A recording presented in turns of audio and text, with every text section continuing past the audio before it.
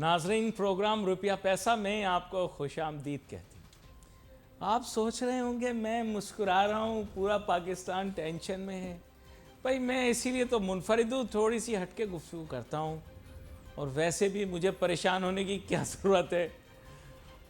आज तक जितने भी लोग आए या गए, मुझे उन्होंने क्या दिया कि मैं परेशान हूँ या मैं किसी वजह से टेंशन में आऊँ। जो बात है वो है अपनी जगह, मुल्क का एक इमेज है। ये हमारा प्यारा मुल्क पाकिस्तान है, इसका इमेज अच्छा जाना चाहिए। बैनुल-अक़वामी दुनिया के अंदर, इंटरनेशनल वर्ल्ड में पाकिस्तान का इमेज बहुत अच्छा जाना चाहिए। आप लोग चूँकि मुकामी ख़बरें देखते रहते हैं, मुकामी अखबारात पढ़ते रहते हैं, मुकामी तौर पर रिसाले पढ़ते हैं, तो आपको सिर्फ महदूद पैमाने पर ख़बर मिलती है।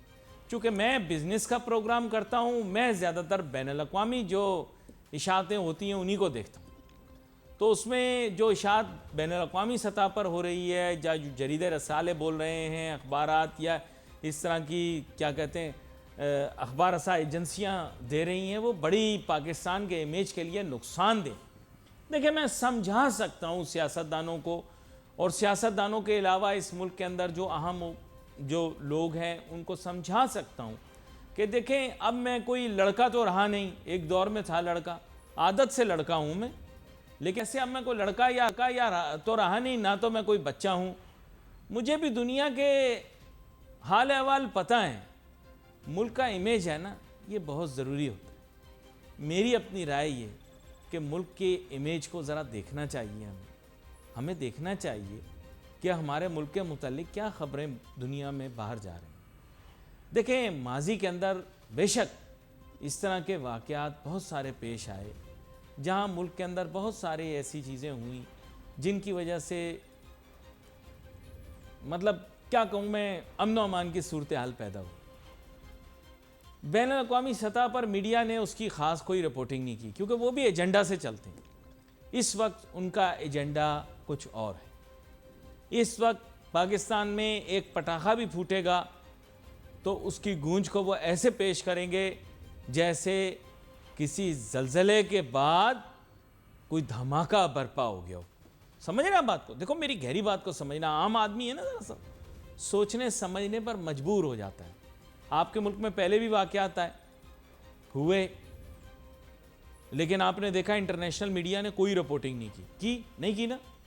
आपके इतना बड़ा वाक़या पेश आया सानिया 9 मई का, इंटरनेशनल मीडिया ने उस पर कोई ख़ास अटेंशन पे नहीं की। 2 सतर किसी अखबार ने लिख दिए, 1 मिनट की खबर किसी ने चला दी। और अब देखिए क्या हो रहा है, कौन कर रहा है, क्यों हो रहा है, ये आपको समझना है। हालात, वाक़यात, मामलात बदल रहे हैं। मैं चेहरे पढ़ता हूँ, मैं लोगों का चेहरा पढ़ के बताता हूँ कि अभी इसके जहन में, इसके दिमाग में क्या फिल्म चल रही है। मैं उसका चेहरा देखता हूँ।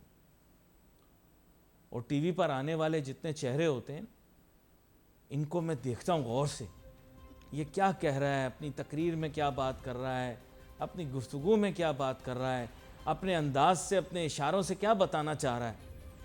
तो इंसान का चेहरा बताता है वो कितने घंटे सोया है, कितना वो परेशान है, कितना घबराहट में है, या किस बात का उसके अंदर हौसला है। समझ रहे हैं बात? नहीं समझ रहे ना? मैं यूं ही घुमा फिरा के बातें करता हूँ। देखो, घुमा फिरा के मैं बातें इसलिए करता हूँ क्योंकि अगर मैंने सीधी सीधी कर दी तो आपसे भी हज़म नहीं होंगी और किसी से भी हज़म नहीं होंगी। घुमा फिरा के इन शॉर्ट आपको ये कहूँगा कि मुल्की हालात बिल्कुल ठीक नहीं हैं, साजगार नहीं। हम मीडिया वाले हैं, हम मुल्क से मोहब्बत करते हैं। हम पर दबाव हो या दबाव ना भी हो, हम कोशिश करते हैं यार मुल्क में इंतशार ना फैले, अमन व अमान की सूरत हाल बरकरार रहे। देखें, इसी से आप मीडिया वालों की जिम्मेदारी का एहसास बताएं आप कि कितने ही शहर पाकिस्तान के जो हैं बंद पड़े, लेकिन मीडिया दिखा रहा है कि जी बेलारूस के जो हैं वो सदर आए हुए हैं पाकिस्तान और वो बड़ा एंजॉय कर रहे हैं, मौसम उनको बहुत अच्छा लग रहा है। ये क्यों कर रहे हैं हम मीडिया वाले? इस मुल्क की खातिर कर रहे हैं। हम क्यों स्मॉग की, धुएं की खबरें बता रहे हैं और आपको टेयर गैस के धुएं की खबरें नहीं बता रहे? क्योंकि हम जिम्मेदार हैं। हमारी रिस्पेक्ट करो हम मीडिया वालों की, जो आगे आएगा और जो पहले रहे हैं, इन सबको मीडिया की रिस्पेक्ट करनी चाहिए। हम लोग आपका एहसास ना करें तो जलती पर तेल फेंकने वाला काम हम भी कर सकते हैं, लेकिन हम जिम्मेदार हैं। हम मीडिया वाले जिम्मेदारी का मुजाहरा करते हैं, तभी इस मुल्क के हालात जो हैं वो कहीं ज़्यादा बिगड़ सकते हैं, लेकिन हम उन्हें कोशिश करते हैं हम उसके अंदर अपना अच्छा किरदार अदा करें। लेकिन आखिर हम कब तक कोशिश करते रहेंगे और आप सब कोशिश नहीं करेंगे। आप सबको हमसे ज़्यादा कोशिश करनी पड़ेगी। मीडिया को हर चीज़ का जिम्मेदार ठहराना बंद कीजिए। आप जिम्मेदारी अपने कांधों पर लेकर मामलात को हल करें। थोड़ा जोश ज़्यादा है मुझ में, लेकिन आप ये ना समझिएगा कि हालात की वजह से हालात का मुझ पर कोई असर नहीं। मैं बिज़नेस का शो करता हूँ और बिज़नेस के शो का मौजूदा हालात से कोई ख़ास ताल्लुक़ है नहीं है। अच्छा चलें, मेरे साथ बहुत ही अहम शख्सियत शामिल गुफ्तगू होंगी। आज काफ़ी अरसे के बाद इनसे बात हो रही है। बड़ी तिश्नगी महसूस होती थी कि भाई इनके साथ हमने प्रोग्राम काफ़ी अरसे से नहीं किया। जनाब डॉक्टर फ़रूख सलीम साहब, जो कि माशी मामलात को बड़ी गहराई से देखते हैं। कहने को तो मैं इनका तारुफ काफ़ी लंबा दे सकता हूँ, लेकिन एक बात कहूँगा, इतनी खसूसियात इनमें हैं, लेकिन एक कमज़ोरी है, और ये ख़ुद भी हैरान होंगे कि मैंने क्यों कहा कि इनमें एक कमज़ोरी है। इनमें एक कमज़ोरी ये है कि ये विशफुल थिंकिंग करते हैं। ये उम्मीद लगा लेते हैं कि इस मुल्क के लोग, इस मुल्क के जो भी इंटेलिजेंशिया हैं और इस मुल्क के जो इंटेलेक्चुअल्स हैं और इस मुल्क के जो भी लोग ऐसे हैं कि जो चीज़ें कर सकते हैं, वो हालात को बेहतर कर देंगे। तो ये इनमें कमज़ोरी मेरी वजह से है कि उम्मीद ये बहुत ज़्यादा लगाते हैं। वेलकम करता हूँ सर आपको शो में। थैंक यू अली साहब। आप मुझसे नाराज़ तो नहीं हुए? देखें, मैंने आपकी खूबियां तो हर प्रोग्राम में गिनवाई, लेकिन मैंने आपकी एक कमज़ोरी बता दी कि आप बहुत ज़्यादा उम्मीद लगा लें कि लोग जो हैं वो कुछ करके दिखाएंगे, लेकिन फिर वो होता नहीं है। फिर आप मुझे खुद बताएं, आपको कैसा महसूस होता है? देखिए, कमज़ोरी बताने वाला जो शख्स है ना, वो आप समझिए कि वो आपका असल दोस्त है। वो आपका, मैं उसको असल दोस्त समझता हूँ। अच्छा, आप अली साहब, कराची वाले जो लोग हैं ना, आप बड़े अजीब लोग हैं। हाँ। आप लोग एक तो मईशत को फोकस में रखे बैठे रहते हैं। हम जो इस्लामाबाद के रहने वाले हैं या इस्लामाबाद के जो गिरदो नवाह में शहर हैं, वहां पे हमारा फोकस ताकत के ऊपर है। आप जितनी मर्जी फोकस कर लें, जितना मर्जी इंपॉर्टेंस दे लें मईशत को, हमारे यहाँ फोकस ताकत का है। और दूसरा, एक बदकिस्मती समझ लीजिए अली नासिर, मैं कुछ अरसे के लिए मुल्क से बाहर था, तो वहां पे जो नेशनल डिबेट है, जो लोग बात करते हैं, वो बात करते हैं आर्टिफिशियल इंटेलिजेंस की, वो बात होती है ब्लॉकचेन का क्या हाल है, और ट्रंप कहता है कि मैंने अमेरिका को crypto capital of the world बनाना है। वो भूटान जैसा एक मुल्क है, वो कहता है कि मैंने $1 बिलियन के बिटकॉइन इकट्ठे कर लिए हैं। वो एक एल सेल्वाडोर मुल्क है जिसकी खबरें आया करती थी हमेशा मास मर्डर के हवाले से, कि कितने कत्ल हुए हैं उस मुल्क में। उस मुल्क ने बिटकॉइन को अपना लीगल टेंडर बना दिया है। और आप और मैं, खासतौर पे मैं इस्लामाबाद में बैठा हुआ, मैं बात करता हूं कि कंटेनर्स कितने आए हैं, सुप्रीम कोर्ट ने क्या किया है, क्या 26वीं तरमीम हो गई है, क्या आर्मी डिप्लॉय हो गई है या नहीं हो गई। तो ये एक बहुत बड़ा तजाद अली साहब नजर आता है नेशनल डिबेट में, जो पाकिस्तान के अंदर बातचीत होती है और जो पाकिस्तान के बाहर बातचीत होती है, और फिर जो कराची में बातचीत होती है मईशत के ऊपर, और जो इस्लामाबाद और इसके गिरदोनवा के शहरों में बातचीत होती है ताकत के फोकस से। नहीं, मैं तो आपके साथ मुत्तफिक हूं, बल्कि मैं आपको एक बड़ी हैरान कुन बात बताऊंगा, जो शायद आपके लिए और बहुत सारे लोगों के लिए हैरान कुन हो। वो ये है कि Pakistan is one of the fastest growing countries when it comes to adoption of cryptocurrency, and perhaps one of the country with the fastest number of digital wallets. आप ये भी हैरान होंगे, मेरे ख्याल से, हो सकता है मैं गलत कह रहा हूं, लेकिन इस वक्त, वैसे तो वेरीफाइड नहीं होंगे, केवाईसी नहीं हुआ, लेकिन इस वक्त ये जो डूरॉफ साहब का टेलीग्राम का टॉन नेटवर्क है, दी ओपन नेटवर्क, इसके वॉलेट मेरे ख्याल से पाकिस्तान में हमारे बैंक अकाउंट से ज्यादा होंगे विदाउट केवाईसी। तो सर पाकिस्तान में तो ये रेवोल्यूशन आ गया है, मैं आपको बताऊं, आप हैरान होंगे, गली गली, गांव गांव, मोहल्ला मोहल्ला बच्चा ये वाला जुआ, मेरा मतलब ये वाली इन्वेस्टमेंट कर रहा है। सॉरी, ये अल्फाज को हफ्स कर दिया जाए। देखिए अली साहब, जो डेटा एग्जिस्ट करता है उसमें आपकी बात बड़ी हद तक दुरुस्त है। पाकिस्तान कोई 8वें या 9वें नंबर पे आ रहा है as number of ownership of bitcoin या क्रिप्टो करेंसी। देखिए, जो मामला है वो है रियासत पाकिस्तान का।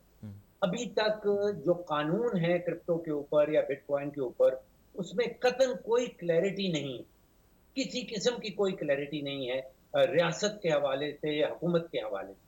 क्या वो लीगल हैं, क्या वो इलीगल हैं, क्या यहाँ पे क्रिप्टो एक्सचेंज चल सकते हैं, क्या नहीं चल सकते।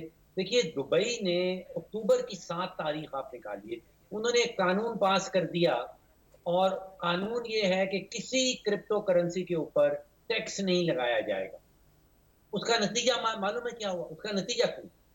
पिछले कोई साल 1.5 साल से 35 अरब डॉलर की क्रिप्टो करेंसी की इन्वेस्टमेंट हुई है दुबई के अंदर, 35 बिलियन डॉलर। yes. हम 24 करोड़ का ये मुल्क है, और हमारे पास साल का जब 1 बिलियन डॉलर आ जाता है, 1 बिलियन डॉलर, तो हम मिठाइयां बांटने लगते हैं। उन्होंने एक कानून में तब्दीली की है, एक जुमला लिखा है कानून के अंदर कि क्रिप्टो करेंसी के ऊपर टैक्स नहीं लगेगा। और आप सोचिए कि कोई 35 अरब सारी डॉलर की दुनिया वहां क्रिप्टो। पहुंच गई है सर, सारी दुनिया। मैं तो आपके साथ मुत्तफिक हूं, बल्कि मैं तो कतर के अमीर का भी शुक्रगुजार हूं कि उन्होंने अपने मुल्क के अंदर भी जो है वो एक नेट जो है वो अपना फ्रेमवर्क बना दिया इसका। उम्मीद करते हैं पाकिस्तान के अंदर भी बने। हमने सुना है कि स्टेट बैंक वाले भी कुछ इस बारे में कर रहे हैं। तो आप पीआईए भी बिटकॉइन में ही बेच देते, पीआईए बेच देते और बाकी पैसे बिटकॉइन में ले लेते, अभी तक आपको 2 गुना मिल जाते। मैं आपको बता रहा हूं, इतना लंबा आपने खींच दिया, आप पीआईए को भी बिटकॉइन में बेच देते, डबल मिलते आपको, मैं बता रहा हूं। देखिए, एक तो हम बात करते हैं क्रिप्टो करेंसी की, लेकिन जो जो जो जो रिश्ता है क्रिप्टो करेंसी और टेक्नोलॉजी का, उसको सामने लाना जरूरी है। देखिए, जो फाउंडेशनल बैकबोन है क्रिप्टो करेंसी की, वो ब्लॉकचेन है, वो टेक्नोलॉजी है। और जहां पे क्रिप्टो करेंसी आएगी, वहां पे उसके साथ साथ टेक्नोलॉजी आएगी। तो एग्रीड। टेक्नोलॉजी और क्रिप्टो करेंसी का एक गहरा रिश्ता है, इनका एक बड़ा डीपली इंटरट्वाइंड रिलेशनशिप है। तो लेकिन हम मैं, क्रिप्टो मेरे जहन करेंसी में की एक बात। सवाल था, मेरे जहन में एक सवाल था, माजरत मैं आपके साथ पूरा प्रोग्राम करूंगा डिजिटल करेंसी के ऊपर। मेरे एक सवाल था, आपने प्रोग्राम के अंदर एक फूड फॉर थॉट हमें दिया, बोला लो हैंगिंग फ्रूट। हमने आपको लोएस्ट हैंगिंग फ्रूट, यानी हमने आपको श्रब्स और बुशिस के अंदर निकलने वाली बेरीज ऑफर की, पीआईए। हमने कहा ये ले लें पीआईए। तो पीआईए लेने के लिए जो पूरा अमल बनाया गया, अमल दरामद करने के लिए प्रोग्राम मंसूबा बनाया गया, वही हैरान कुन था, जिसके ऊपर मेरे ख्याल से इलॉन मस्क साहब भी अपना माथा पकड़ के बैठ जाते। हमारे होशियारों ने कहा कि जनाब हम एसेट्स एक कंपनी में डाल देंगे, लाइबिलिटीज एक कंपनी में डाल देंगे। मेरे ख्याल कंसल्टेंट को बुलाया, उसने समझाया कि this is violation of international accounting standards and principles. आप एसेट्स और लाइबिलिटीज को मैच करेंगे, तो 2 एंटिटीज बना दी, एविएशन और नॉन एविएशन बिजनेस, जो मुझे समझ में आया। बिका आपका फिर भी नहीं। पहले मुझे इस सवाल का जरा सा जवाब चाहिए, ये आपका लोएस्ट हैंगिंग फ्रूट जो फर्श पे पड़ा हुआ था, वो क्यों नहीं बेच सके आप? देखिए, आपने बड़े खूबसूरती से जो कुछ हुआ वो सामने रख दिया। इससे आपने, मैंने, हुकूमत ने कुछ सीखना है। देखिए, पहली बात तो ये है कि पिछले कोई 20-22 सालों में हमारे यहाँ पीटीआई की भी हुकूमत आई, पीएमएलएन की भी हुकूमत आई, और पीपल्स पार्टी की भी हुकूमत आई। और तीनों हुकूमतों ने मिलके कोई 830 अरब रुपए का कर्जा इकट्ठा किया पीआईए के ऊपर, सबने मिलके। जो वज़राए आज़म आए, कोई दर्जन आधे दर्जन से ज़्यादा वज़ीर आज़म हैं उस पीरियड के दौरान, और औसतन हर वज़ीर आज़म ने कोई 80 अरब रुपए का इज़ाफ़ी कर्ज़ा पीआईए के ऊपर चढ़ाया उस पीरियड के दौरान। पहला तो फैक्ट ये है। दूसरा फैक्ट, अब जो हाज़िर हुकूमत है, उसने हमें बड़े दिलासे दिलाए और बड़े, आप सोचिए कि वो चाँद दिखाए और क्या नहीं दिखाया कि पीआईए तो बस प्राइवेटाइज़ होने वाली। नतीजा आपने बताया कि 0/0। तो इससे सबक ये सीखना है कि एक तो जितनी भी सियासी जमातें हैं, वो इस काबिल नहीं हैं कि वो पीआईए को चला सकें। वो औसतन हर वज़ीर आज़म 80 अरब रुपए का नुकसान करता है। और दूसरा नतीजा या सबक ये सीखना है कि हमारी हुकूमत इस काबिल भी नहीं है कि पीआईए को प्राइवेटाइज़ निजकारी के अमल के थ्रू गुज़ार सके। ये 2 नताइज तो सीख लें। अब आप पीआईए बंद कर दें। आप ये कोशिश ना करें कि इसको हमने प्राइवेटाइज़ करना है, उसमें हम फेल हो चुके हैं। तो फेल हो चुके हैं, 830 अरब का नुकसान भर चुके हैं। अब क्या मज़ीद टैक्स लगाने हैं और वो टैक्स पेयर्स का पैसा पीआईए में मज़ीद डबोना है या पीआईए को बंद करना है? बड़ा आम नुक्ता हम है जो इसकी आपने निष्कारी उठाया। मज़ेदार गुफ्तगू हो रही है, लेकिन इनकी आवाज़ में आज मुझे एक अजब सी कैफियत महसूस हो रही है।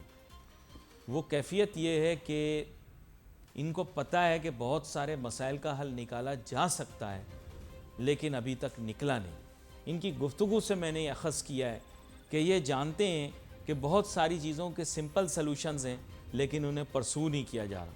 इनके जज्बात, इनके ख़यालात, इनके नज़रियात, इनके चेहरे के तासुरात ये बता रहे हैं। लेकिन बाद में आपके सामने बड़ी अजीब सी रखूँगा फ़ारूक सलीम साहब। आज आपके मुल्क के अंदर बिल्कुल पॉलिटिकल अनरेस्ट ना होता अगर आप इन्फ्लेशन और अनएम्प्लॉयमेंट को अपना हदफ बनाते और आपका फोकस ये होता कंप्लीट कि आप इन्फ्लेशन को किसी तरह कम करें और एम्प्लॉयमेंट अपॉर्चुनिटीज़ को क्रिएट करें। आप काफ़ी अरसे से इन्फ्लेशन का जिक्र करते आ रहे हैं, मेरे प्रोग्रामों में भी किया है। अगर गवर्नमेंट इस चीज़ पे फोकस्ड होती तो मैं आपको यकीन से ये बात कहता हूँ कि आज ये पॉलिटिकल अनरेस्ट क्रिएट ना होता। जब लड़कों के पास, बच्चों के पास एम्प्लॉयमेंट होती, वो कभी भी घर से बाहर ना निकलते ये काम करने के लिए। और अगर घर में इंसान को 3 वक्त का पेट भर खाना मिल रहा हो तो वो कभी भी बाहर नहीं निकलता पत्थर मारने के लिए। मेरा तो ऐसा ख्याल है। गवर्नमेंट को चाहिए इकोनॉमिक पॉलिसी को रिव्यू करे। जी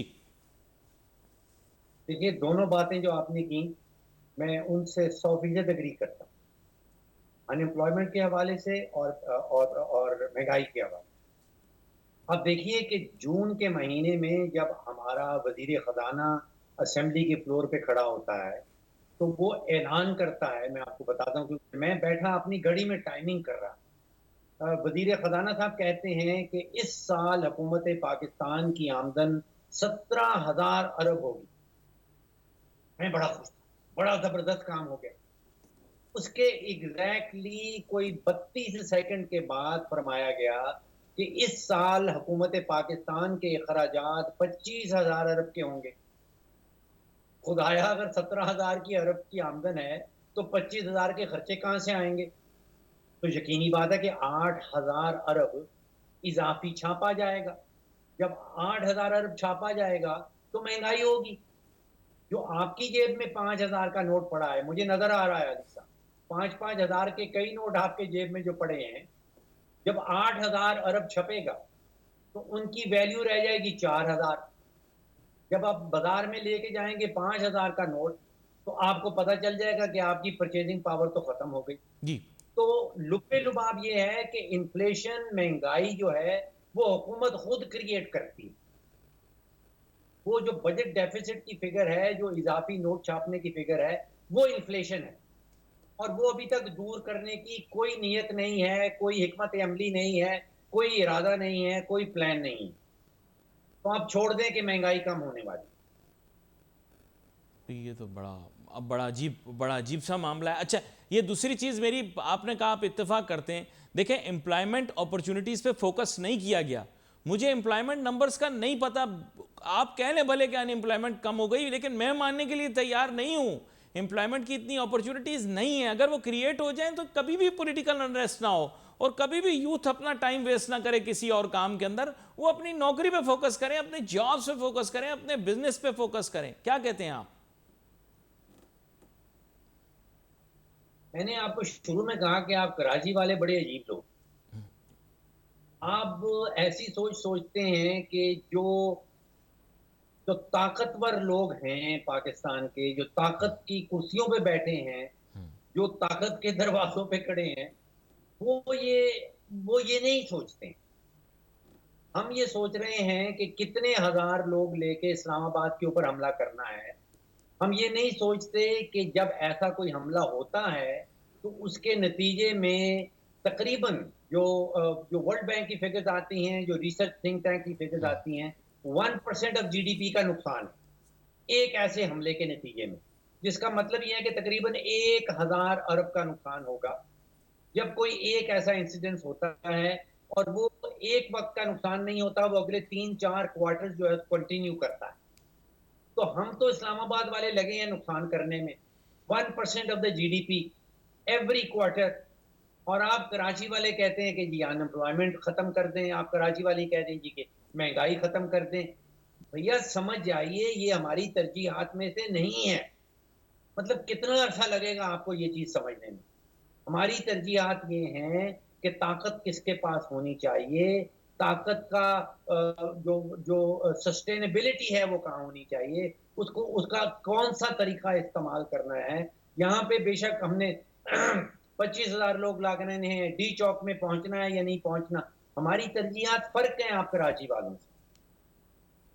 ये नुक्ता आपने बताया, वैसे मैं ऐसे ही बता रहा हूँ कि आप मुझे कराची वाला बार बार कह रहे हैं, बहुत सारे लाहौरी मेरे नाराज़ हो रहे हैं उसकी वजह ये है कि बहुत सारे लोग मुझे लाहौरी के तौर पर जानते हैं। तो खैर एनीवे नहीं, लेकिन आपका कहना सही है। आई थिंक कि जो डायस्पोरा यहाँ का है वो डेफिनेटली उनका स्पेक्ट्रम फ़र्क है। और मैं आपको एक और भी बड़े मज़े की बात बताऊंगा, जहाँ पूरा मुल्क बंद पड़ा है और हालात ख़राब हैं, कराची में कारोबार बड़ी तेज़ी से चल रहा है। लोग भाग दौड़ कर रहे हैं, दूध वाले दबा के दूध में पानी मिला रहे हैं, लाल मिर्च वाले ईंटें कूट के डाल रहे हैं, काम तेज़ी से जारी। चनों में दालों में पत्थर डाला जा रहा है, बड़ी तेज़ी से हम लोग काम कर रहे हैं, बिजनेस अपॉर्चुनिटीज़ बहुत बढ़ रही हैं। लेकिन अगेन कमिंग डाउन टू ए की फाउंडेशन पॉइंट, इशू ये है कि आपने कहा कि उनकी प्रायोरिटी लिस्ट में नहीं है। उन्होंने अपनी प्रायोरिटी लिस्ट में अगर नहीं रखा तो फिर सॉरी टू से वो what you sow shall you reap. ये तमाम चीज़ें जो हैं they are outcomes of misprioritization या द रॉन्ग प्रायोरिटी लिस्ट। क्या कहते हैं आप? Ali sahab, from a personal experience, मैं अर्ली 80s में अमेरिका में स्टूडेंट था और वो वक्त था जब रोनाल्ड रेगन की इलेक्शन कैंपेन चल रही और उसने 3 नुकाती एजेंडा सामने रखा था। उसने कहा था कि मैं आऊँगा तो मैं कॉर्पोरेट टैक्स रेट नीचे ले आऊँगा, मैं आऊँगा तो इंटरेस्ट रेट नीचे ले आऊँगा, मैं आऊँगा तो कंप्लीट डीरेगुलेशन कर दूँगा। इन 3 नारों के नतीजे में जो मैंने 1980s में अमेरिका में तरक्की देखी, उसका रेप्लिका अब ट्रंप में नज़र आ रहा है। आप अगर ट्रंप का इकोनॉमिक एजेंडा देखिए, उसका सियासी एजेंडा निकाल के देखिए, वो यही तीनों चीज़ें हैं। वो कहता है मैं कंप्लीट डीरेगुलेशन कर दूँगा। वो उनके सिक्योरिटीज़ एंड एक्सचेंज कमीशन में वो गैरी गेंसर साहब बैठे थे, जो सब चीज़ों को क्रिप्टो को रोक के बैठे थे। उन्होंने अपनी तकरीर में कहा है ट्रंप ने कि मैं पहले दिन आके गैरी गेंसर को फायर करूँगा, उसको निकालूँगा पहले दिन जिस दिन मैं सदर बनूँगा। उन्होंने कहा मैं डीरेगुलेशन करूँगा, कंप्लीट डीरेगुलेशन करूँगा। उन्होंने कहा कि मैं मुल्क को क्रिप्टो करेंसी। अब ये क्रिप्टो की जब बात आती है तो आप करेंसी की तरफ ना भाग जाएँ। आप उसके पीछे जो टेक्नोलॉजिकल ब्लॉकचेन है, उसके ऊपर गौर व फ़िक्र करें। आप सोचिए कि पाकिस्तान में तकरीबन 10 में से सिर्फ़ 2 अडल्ट पॉपुलेशन के मेंबर ऐसे हैं जिनका बैंक में अकाउंट है, जब भी आपने ज़िक्र किया। जी। जब आपके पास ये ब्लॉकचेन आएगा, आपको बैंक में अकाउंट की ज़रूरत ही नहीं पड़ेगी। आप सोचिए कि ख़वातीन की रसाई जो है बैंकिंग रिसोर्सेज़ से, वो पाकिस्तान में ना होने के बराबर है। जो फार्मर्स हैं, जो गाँव में देही इलाकों में रहते हैं, जो छोटे बिज़नेसमैन हैं, उनको बैंक लिफ्ट ही नहीं कराता। आप $1 का अकाउंट खोलने के लिए जाएँ, आपको 15 दिन चाहिए। आप रुपये का अकाउंट खोलने के लिए जाएँ, आपको इतना तंग किया जाएगा। जब ये टेक्नोलॉजी आएगी, आपको बैंक नहीं चाहिए होंगे, आपका वहाँ पे अकाउंट हो। अगर मैंने आज आपको पैसे भेजने हैं, अगर मैंने अपने बेटे को अमेरिका में पैसे भेजने हैं, तो मैं यहाँ बैंक के पास जाता हूँ, वो 4 दिन मेरी एप्लीकेशन की स्क्रूटनी करता है, जी फिर वो $17 स्विफ्ट को फीस देता है, फिर 10 दिन के बाद वो मेरे बेटे को पैसे भी देता है। जी। जब ये टेक्नोलॉजी आएगी तो ये सारा इंफ्रास्ट्रक्चर खत्म हो जाएगा। अच्छा, कल मैं देख रहा था, इसमें इत्तेफाक की बात है, मैं यही स्टडी कर रहा था, क्रिप्टो के अंदर सेंड करने में, मतलब डेफिनेटली डिफरेंट नेटवर्क्स के ऊपर डिफरेंट स्पीड्स हैं। एक नेटवर्क जो कि प्रायोरिटाइज नेटवर्क है इस वक्त, 5 मिनट के अंदर सर वो ट्रांजैक्शन कर देता है। With in 5 minutes you can transfer money. वैसे तो you can send people instantly, but just in case you are even across borders and you have to go through a lot of firewalls, and even if you have to go through a lot of verifications and KYC, it takes only 5 minutes to transfer your amount. 5 minutes. You can be anywhere in the world, and that is the maximum timing. Sometimes that timing is much lesser than that. यहाँ पर मैं, चूँकि बहुत अहम नुक्ता आपने बताया, तो मुझे बताया जा रहा वक्त मेरे पास कम है, मैं आपका शुक्रिया अदा करूंगा और आगे आने वाले दिनों के अंदर आपसे मेरी मोदबाना इल्तिमास होगी कि इस मौजू के फसील प्रोग्राम भी करें मेरे साथ, क्योंकि आपकी बात बहुत सुनी और समझी जाती है, और ख़ास तौर पे वो लोग जो इस मुल्क के फैसले करते हैं, वो फ़ारूक सलीम साहब आपकी बात बड़े गौर से सुनते हैं और समझते हैं और उस पर अमल दरामद भी करते हैं, मुझे पता है इस बात का। यहाँ पर आपका शुक्रिया अदा करते हुए wait for message on Facebook, Ali Nasir my team को इजाज़त दीजिए। अल्लाह हाफिज़।